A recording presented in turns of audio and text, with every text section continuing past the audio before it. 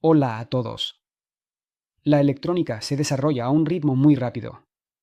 El hardware de primera de ayer ya está obsoleto hoy. Y muchos de vosotros, seguramente, tenéis una caja con piezas de ordenador en el balcón. No hay dónde usarlas, pero da pena tirarlas. Hoy os mostraré 3 construcciones útiles que se pueden montar con piezas de placas base antiguas. Por supuesto, esto no es todo lo que se puede hacer con placas base antiguas. Por lo tanto, si os gusta el vídeo, dejad un comentario al respecto y seguro que habrá una continuación. Creo que está claro que en las placas base la mayoría de los componentes son SMD y trabajar con estos componentes es bastante complicado. Las placas de circuito impreso para nuestras construcciones están hechas con tecnología LUT y, en principio, tienen una calidad bastante buena. En las placas base hay una gran cantidad de convertidores DC-DC de todo tipo.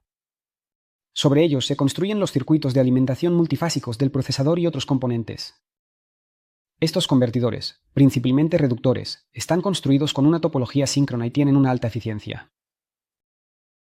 Por lo general, para alimentar el procesador se utiliza un convertidor multifásico complejo basado en un circuito integrado especializado, que a través de controladores gestiona potentes transistores de efecto de campo. En algunos casos, en la misma placa pueden encontrarse convertidores separados que utilizan solo un circuito integrado de 8 pines, en formato SMD. Estos circuitos integrados son un controlador PWM y un controlador de gestión en uno solo. Los convertidores basados en ellos tienen un diseño de circuito simple. Hoy vamos a examinar una de las variantes de tal convertidor basado en el circuito integrado APW7120. En general, en las placas base hay muchos de estos convertidores, y todos tienen prácticamente un diseño de circuito similar.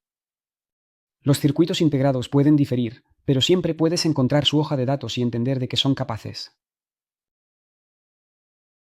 Vamos a hacer un convertidor que permita, por ejemplo, cargar smartphones, tabletas y cualquier otro dispositivo que requiera 5 voltios para cargar desde el encendedor de cigarrillos del coche. En pocas palabras, un convertidor reductor de 12 a 5 voltios. Podrías decir que un convertidor así se puede comprar y que no son caros. Pero nuestro convertidor no es del todo común. En primer lugar, tiene una alta eficiencia gracias a la conversión sincrónica. En segundo lugar, está lleno de protecciones. Puede competir perfectamente con cargadores caros de este tipo. Sí, y, lo más importante, la corriente de salida alcanza los 5 a 6 A, pero vamos por partes. El chip está lleno de protecciones. Protección programable contra sobrecarga de corriente, protección contra baja y alta tensión, frecuencia fija del convertidor a 300 kHz, ajuste del ciclo de trabajo de los impulsos de 0 a 100%, control remoto, arranque suave, posibilidad de ajustar la tensión de salida. En resumen, lo único que no puede hacer es preparar café por las mañanas. Puede controlar MOS FETs bastante potentes, y el esquema de conexión es muy simple.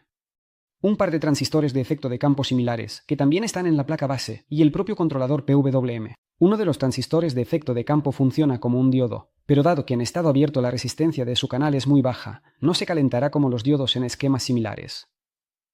De ahí la alta eficiencia.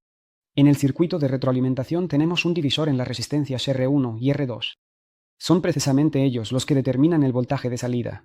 La fórmula para calcular el voltaje está en la hoja de datos. El esquema con esta disposición está diseñado para una salida. Voltaje, V.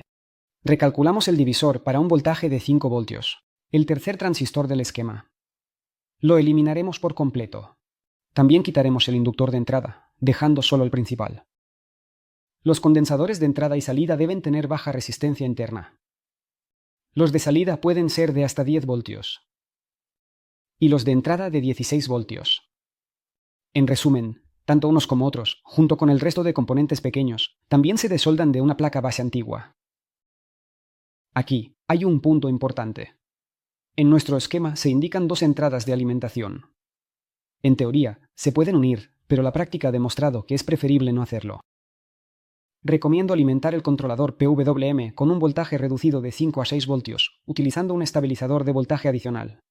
Los estabilizadores de 5 voltios también se pueden encontrar en las placas base. Surge la pregunta, si el controlador PWM se alimenta con un voltaje reducido, ¿no habrá problemas con el bajo voltaje de control para el MOSFET? En realidad, no, ya que los MOSFET utilizados aquí funcionan perfectamente con ese voltaje en la puerta. En el divisor que establece el voltaje, es necesario usar resistencias con una tolerancia del 1%. Tengo una variación un poco mayor, por lo que el voltaje de salida es un poco menos de 5 voltios. La eficiencia del convertidor resultó ser en promedio alrededor del 85%. La eficiencia más alta del 92% se obtuvo con un voltaje de entrada de 7 a 8 V. El convertidor maneja los cortocircuitos de manera impecable, así que puedo recomendarlo con confianza. Unas palabras sobre los componentes. Las llaves de campo se seleccionan con el voltaje de drenaje y drenaje. 20 a 30 voltios. Resistencia del canal abierto de 20 o menos miliohmios con voltaje y puerta de drenaje en voltios. Según el esquema, el estrangulador tiene una inductancia, en microhenrios. Para un voltaje de salida de 5 voltios, recomiendo aumentar la inductancia a 10 a 15 microhenrios.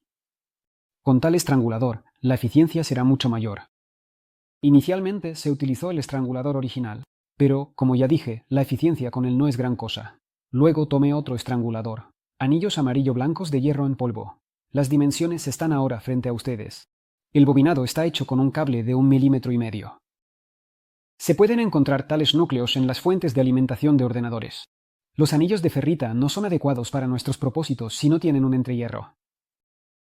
Al usar condensadores electrolíticos de terminales, es mejor soldarlos en el lado opuesto de la placa, y no en el lado más caro, como lo hice yo. Todas las pistas de potencia deben reforzarse y estañarse abundantemente. También vale la pena estañar las áreas donde se instalan los transistores de efecto de campo. Esto ayudará a disipar el calor. Los transistores de efecto de campo no necesitan disipadores de calor adicionales. En una de las placas base vi accidentalmente un chip con los números 358 y en otra una pequeña pieza con la marca 431. Y me alegré, ya que son viejos y buenos circuitos integrados analógicos. El primer circuito integrado es, de hecho, un amplificador operacional doble LM358. Solo que más económico. Y el segundo es una referencia de voltaje TL431. Como ya se ha hecho evidente, en las placas base hay una gran cantidad de diversas fuentes de alimentación. Y en el circuito de algunos de ellos hay resistencias de baja resistencia de 1 ohmio. Para nuestro próximo proyecto necesitamos 8 de estas resistencias. Los circuitos integrados mencionados anteriormente. Un par de transistores de efecto de campo, de los cuales hay muchos en la placa, y componentes pequeños como resistencias pequeñas y algunos condensadores. Aquí está, de hecho, el siguiente esquema.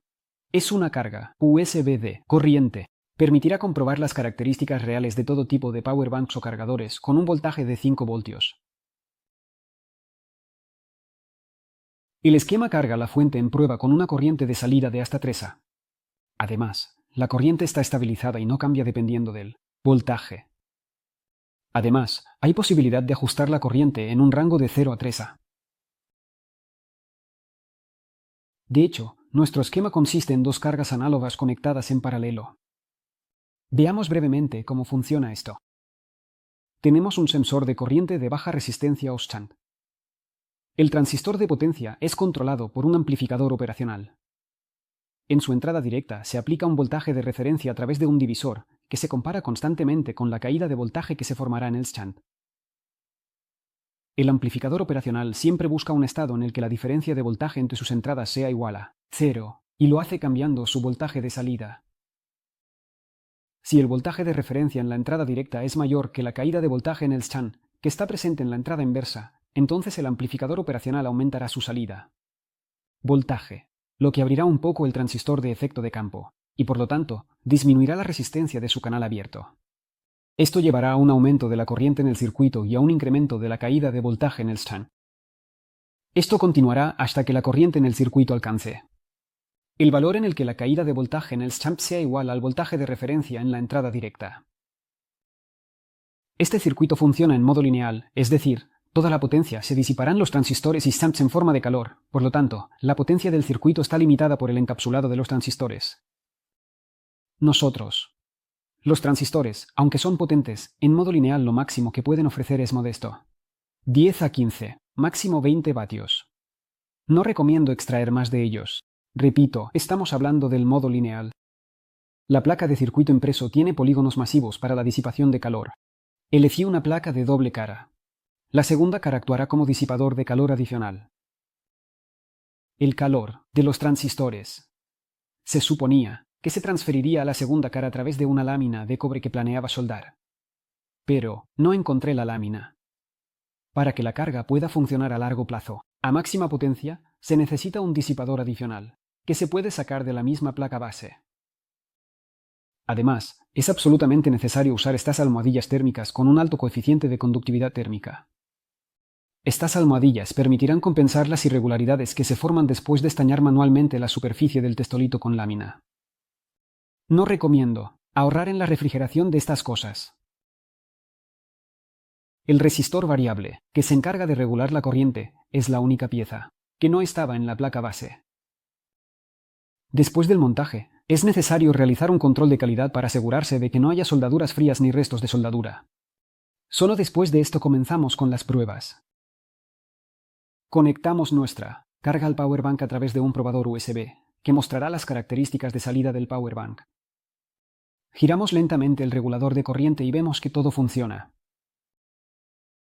La corriente máxima de carga será de alrededor de 3, con esta disposición de componentes. Se puede hacer un poco más, pero eso ya es peligroso para la propia carga, por lo que limité la corriente a este nivel. De este modo, la potencia máxima disipada por la carga es de aproximadamente 15 vatios. Nuestro power bank entrega con confianza esos 3A, lo cual no es sorprendente, ya que ha sido modificado y su potencia aumentada. Por lo tanto, si con la corriente declarada el voltaje de salida del cargador o del power bank cae, o si se apagan por completo, significa que la carga no es muy buena. También se pueden realizar pruebas de estrés para ver qué sucede con la carga durante un funcionamiento prolongado a corrientes máximas, evaluar el calentamiento y el rendimiento en general.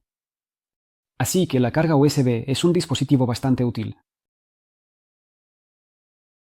Y finalmente, el tercer esquema representa un dispositivo que permitirá activar automáticamente, por ejemplo, un sistema de refrigeración si la temperatura en la superficie monitoreada supera un límite establecido. En otras palabras, un interruptor térmico automático o relé térmico, solo que de estado sólido. Este sistema permitirá, por ejemplo, que en caso de sobrecalentamiento se activen los ventiladores en su ordenador, fuentes de alimentación, etc. El esquema es sencillo. Está construido sobre la base de un comparador de voltaje dual LM393, que fue encontrado en una de las placas base. Cabe destacar que para ajustar la temperatura de activación del esquema se utiliza un potenciómetro de ajuste multivuelta que no está presente en las placas base. Habrá que comprarlo o encontrarlo en algún cachivache viejo. Lo mismo se puede decir del sensor de temperatura. Es un termistor NTC. Por cierto, se pueden encontrar en las placas de protección de baterías de portátiles. Primero, quiero señalar que nuestro comparador tiene un colector abierto. Es decir, solo puede proporcionar conmutación a través de la masa de alimentación. En otras palabras, en su salida hay o bien un nivel bajo, o nada. Con un nivel bajo, el transistor está cerrado. El nivel alto se asegura con una resistencia de pull-up adicional. En modo de espera, la salida del comparador está en nivel bajo. Cuando el termistor se calienta hasta el valor umbral, el comparador se desactiva. Más bien, cambia el estado de la salida. Si antes teníamos un nivel bajo, ahora no hay nada. Es entonces cuando el transistor se activa, y se activará gracias a la resistencia mencionada anteriormente, que proporcionará un positivo en la puerta del interruptor, y éste se abrirá. En el circuito de drenaje del transistor se conecta la carga. Dado que el transistor de efecto de campo en este esquema funciona en modo de conmutación, es decir, está abierto o cerrado, se pueden conectar cargas potentes. El interruptor prácticamente no se calienta. Es decir, soportará un montón de ventiladores, incluso potentes. Por lo demás, el funcionamiento de este esquema no difiere mucho del esquema de carga electrónica que analizamos anteriormente. Al terminal de entrada directa del comparador se le aplica un voltaje a través de un divisor, y uno de los resistores del divisor es ajustable, lo que permitirá regular el voltaje de referencia y, en general, la temperatura de activación del circuito. En la entrada inversa del comparador también hay un divisor, uno de cuyos resistores es un termistor NTC. Al calentar el termistor, su resistencia comenzará a disminuir, es decir, el voltaje en la entrada inversa disminuirá y el comparador cambiará el estado de su salida. Lo que sucederá después, ya lo sabes. La configuración es sencilla. Calentamos el termistor a la temperatura deseada, luego giramos el resistor ajustable hasta que se active el ventilador. El circuito tiene un cierto estéresis de encendido, es decir, si, por ejemplo, se activa a 70 grados, se apagará solo si el termistor se enfría a 50-55 grados. Con esto, el vídeo llega a su fin. Si no entendiste nada, pero te pareció interesante, eso es normal. No olvides valorar el vídeo y toda la información necesaria, incluyendo el archivo con las placas de circuito impreso, como siempre, está en la descripción. Solo me queda despedirme. Como siempre, estuvo con vosotros Kasianake y hasta la próxima. Adiós.